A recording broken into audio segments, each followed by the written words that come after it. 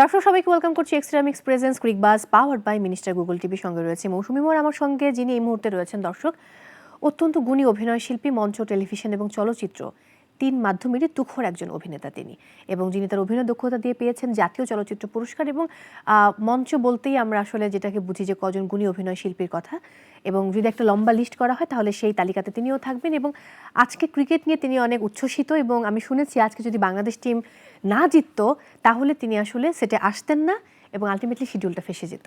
ভাগ্যিস বাংলাদেশ টিম আজকে জিতে গেছে দর্শক, এবং আমরা সবাই খুব হ্যাপি যে আমরা খুব টেনশনে ছিলাম। প্রথম ম্যাচ শ্রীলঙ্কার সাথে ছিল, এবং শ্রীলঙ্কা যেহেতু তাদের প্রথম ম্যাচটা হেরেছে, তারা চাইবে আজকে আসলে যেভাবে হোক উইন করতে। সেই জায়গায় বাংলাদেশ দলটি আজকে 2 উইকেটে জিতে গেছে, যেটা আমাদের জন্য অনেক বড় পাওয়া। এবং আমার সঙ্গে রয়েছেন আমাদের ভালোবাসার অভিনয় শিল্পী শতাব্দী ওয়াদুদ। কেমন আছেন? খুব ভালো। ম্যাচ দেখেছেন এত ভোরে? অবশ্যই, হ্যাঁ, সকালবেলা অ্যালার্ম দিয়ে রেখেছিলাম। ফার্স্ট ম্যাচ তো দেখতেই হবে। আর গত কদিন বাংলাদেশ ক্রিকেট টিমের উপর দিয়ে যা যাচ্ছে বা ঘটছে, আমরা সামাজিক যোগাযোগ মাধ্যমগুলো যেরকম দেখতে পাচ্ছিলাম, সেই জায়গা থেকে নিজেরও এক ধরনের জেদ ছিল যে আসলে কি করে বা আমরা তো আসলে ওদের টিম প্ল্যান কি, গেম প্ল্যান কি, ওগুলো তো আমরা জানি না সাধারণ দর্শক।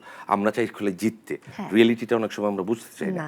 আর সেই জায়গা থেকে মনে হচ্ছিল যে না, ফার্স্ট ম্যাচটা অ্যাটলিস্ট দেখা উচিত। তারপরেও শুরুতে শ্রীলঙ্কার স্টার্ট যেরকম হয়েছিল, এক পর্যায়ে গিয়ে একটু শেকি হয়ে গেছিলাম যে কি হবে। ওদের স্কোর তো অনেক হয়ে গেলে কিন্তু ডিফিকাল্ট। টি-20 হলো রানের খেলা, সেই তুলনায় কিন্তু ম্যাচগুলো কিন্তু লো স্কোরিং ম্যাচই হচ্ছে। 77, 78 বা 103, 4 এরকম যে কটা ম্যাচ হয়েছে, খুব বেশি ম্যাচ হয়নি। তো সেদিক থেকে একটা ম্যাচে শুধু আমরা পেয়েছিলাম 183 ইন্ডিয়া করেছিল, যেটা আর কি। মানে আজকে আমাদের একটু শান্তি লাগছে এত কথার পরে। টিমটা নিয়ে অনেক গবেষণা, টিমটা কেন এরকম হলো, কেন মেহেদী মিরাজকে নেওয়া হলো না, কেন অমুককে নেওয়া হলো না, কেন অমুক বাদ পড়লো, মানে অনেক গবেষণার পরে ফাইনালি একটা জয়। তারপরেও সামনে এখনো 3টা ম্যাচ বাকি। পরের ম্যাচটাই খুব ডিফিকাল্ট, কারণ সাউথ আফ্রিকার সাথে যে ম্যাচটা, এবং ওই যে পিচে খেলা হবে সেই পিচে কিন্তু সাউথ আফ্রিকা শ্রীলঙ্কার খেলাটা হয়েছে, অনেক ওভার খেলতে হয়েছে দুই দলেরই। তো আমাদের জন্য ডিফিকাল্ট, কারণ সাউথ আফ্রিকার পেস অ্যাটাক খুব ভালো। তো আমরা যদি একটু বুঝে শুনে খেলি, সাউথ আফ্রিকাকেও টি-20 তো মানে 120 বলের খেলা, আটকানো খুব ডিফিকাল্ট না। তারপরে আমি যদি ধরে রাখি যে আমরা ম্যাচটা আমরা হয়তো বিপদের কথা বলছি আর কি, ম্যাচটা আমরা হারলাম সেকেন্ড ম্যাচ, আল্লাহ যেন না করে। কিন্তু বাংলাদেশের একটা ঝামেলা হলো পচা শামুকে পা কাটি, আমরা পচা শামুকে পা কাটি। এর পরের যে টিম দুটো আছে, নেপাল আর আরেকটা কারা যেন আছে, হ্যাঁ নেদারল্যান্ডস, ওইখানে যে যদি আমরা একটা গুবলেট যেন না পাকাই, দেখতে পাচ্ছি যে আমরা সেকেন্ড রাউন্ডে যাচ্ছি। আপনার সাথে ক্রিকেটের সখ্য আসলে কবে থেকে শুরু? আমি জানি যে আপনি একজন মানে মিডিয়াম পেস বোলার এবং বেশ খেলতেন, কিন্তু পরে কন্টিনিউ করেননি। আমার ক্রিকেটের সখ্যতা আসলে একদম ছোটবেলা থেকে। বাবা খুব ক্রিকেট ভক্ত ছিলেন, উনি স্পোর্টস ফ্যানই ছিলেন বলতে গেলে, ফুটবল, ক্রিকেট সবকিছুই তার কাছ থেকে। এবং তখন তো টেলিভিশনে এইভাবে ক্রিকেট দেখা যেত না, বাবাকে দেখতাম রেডিওতে খেলা শুনছেন, ইন্ডিয়া পাকিস্তান টেস্ট ম্যাচ, আমার এই যে লোম দাঁড়িয়ে গেছে। তারপরে যেটা হতো, বাবার একজন বন্ধু ছিলেন মিডল ইস্টে, উনি সার্জা কাপ হতো যেটা ইন্ডিয়া পাকিস্তান, ভিডিও টেপ নিয়ে আসতো 3 ঘন্টার খেলার হাইলাইটস। ওইটা তার বাসা ছিল আজিমপুর, আমরা আজিমপুর যেতাম। বাবার অন্য বন্ধুরা বা তার ছেলেরা যারা ক্রিকেট পছন্দ করে, তো ওই যাতায়াতের মধ্যে ওর মানে নিজের অজান্তেই ব্যাপারটা তৈরি হয়ে গেছে। আমি একটা লেভেল পর্যন্ত চেষ্টা করেছিলাম ক্রিকেট খেলার, তারপরে যেটা হয়েছে, যখন চেষ্টা করেছি তখন আসলে ক্রিকেটের এই উন্মাদনাটা ছিল না।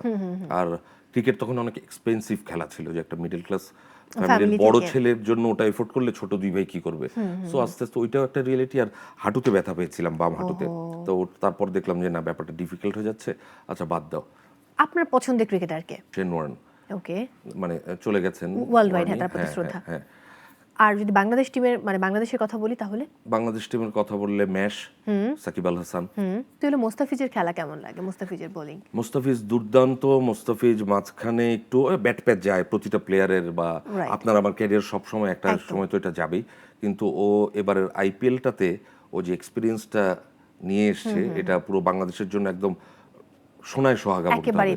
এবং রিশাদের কথা কিন্তু বলতে হবে, কারণ রিশাদ আসলে গিয়েই এত চমৎকার পারফর্ম করছে। প্রথম ম্যাচে হ্যাঁ, সেটা একটা বড় ফ্যাক্ট। নার্ভাস সিস্টেমটা ঠিকঠাক রাখা, মানে এত বড় মঞ্চে এত পচা কথা, মানে ট্রলিং এর শিকার হতে হচ্ছে, এত পচা কথা শুনতে হচ্ছে, এত মানে সাইবার বুলিং সবকিছু, মানে ওদের কিন্তু সবকিছু মাথা থেকে ঝেড়ে ফেলে দিয়ে ওখানে পারফর্ম করতে হচ্ছে। এখানে আসলে বোর্ডের কিছু দায়িত্ব আছে, বোর্ডের অনেক কথাই আছে, অনেক নেগেটিভিটি আছে বোর্ডের। কিন্তু আমার কাছে মনে হয়, যেমন অনেক দলই আছে যে আপনাকে বিশ্বকাপ যখন আপনি খেলবেন, আপনাকে সোশ্যাল মিডিয়ায় এন্ট্রি দিবেন, আপনি ফ্যামিলিতে ফ্রেন্ডসের সাথে কথা বলতে পারেন, কিন্তু আপনি সোশ্যাল মিডিয়া সার্ভ করতে পারবেন না। আমাদের বাংলাদেশের জন্য এটা দরকার, কারণ এটা খুব বাজে ইম্প্যাক্ট ফেলে প্লেয়ারদের জন্য।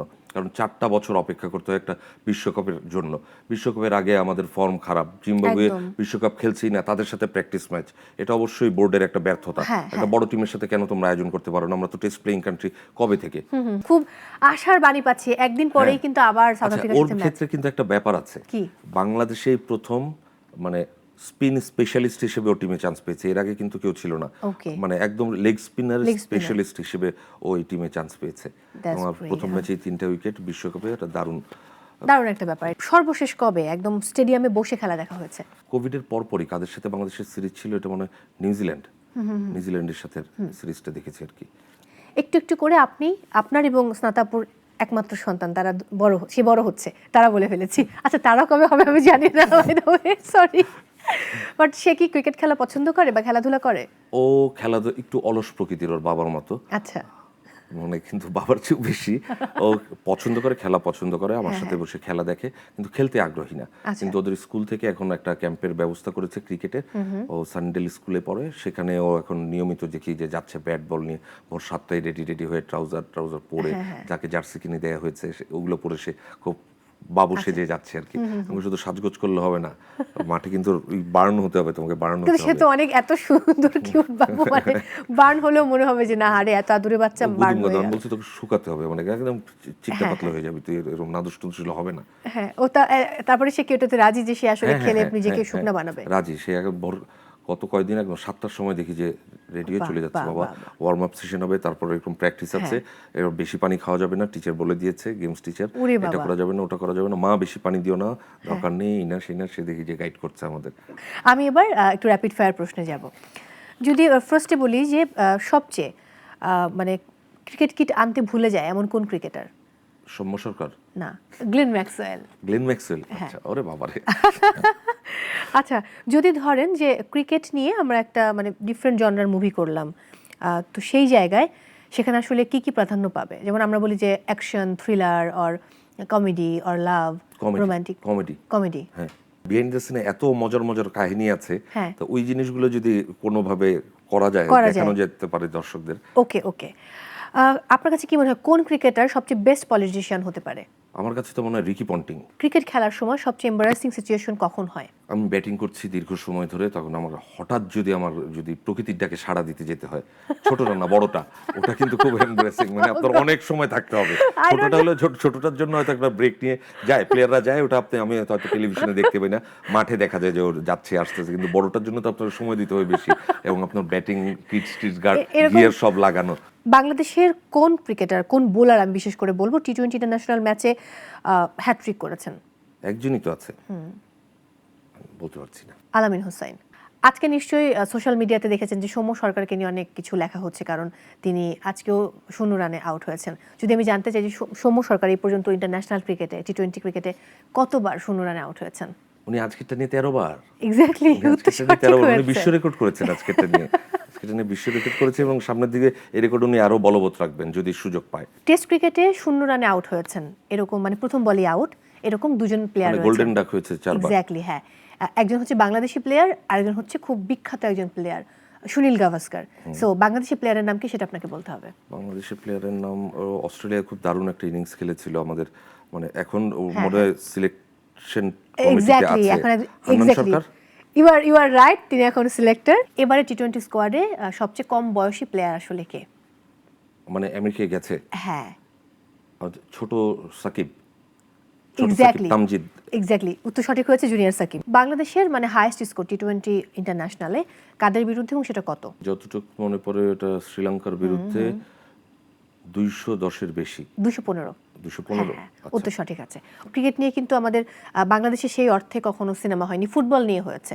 ফুটবল 71 অলরেডি আছে, দামাল হয়েছে, এবং এর আগে আসলে হয়েছে কিনা আমি জানি না।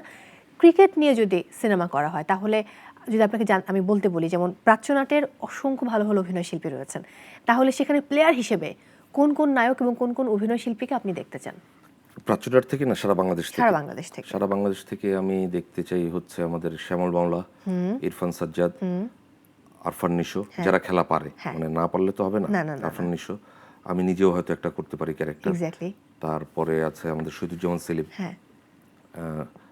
সেলিম ভাই কি এখন ভালো ক্রিকেট খেলতে পারবে? সেলিম ব্যাটিং করতে পারে, সেলিম ভালো okay, ব্যাটিং করতে পারে, okay, মানে that's দৌড়ার great. ঝাপটা তাকে কমায় দিতে হবে। এটা ভাই বয়স একটা ব্যাপার, কিন্তু ব্যাটিং খারাপ করে না সেলিম ভাই।